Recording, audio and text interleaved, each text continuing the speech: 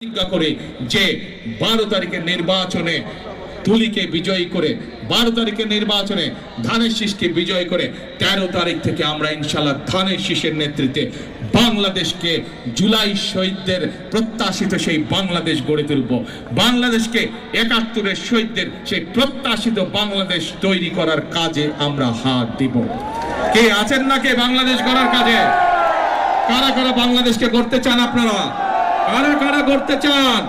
আসুন আমরা এতগুলো হাত যদি কাজে নেমে যায়, এতগুলো হাত যদি সহযোগিতা করে, সমর্থন করে, ইনশাআল্লাহ প্রিয় ভাই বোনেরা আমরা আমাদের সেই প্রত্যাশিত বাংলাদেশ গড়ে তুলতে সক্ষম হব।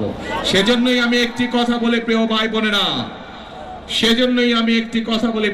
বোনেরা, করব কাজ, গড়ব দেশ।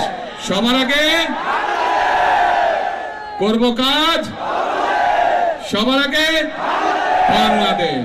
প্রিয় ভাই বোনেরা, আজ আনুষ্ঠানিকভাবে আমি তুলির হাতে এই ধানের শীষ তুলে দিয়ে যাচ্ছি।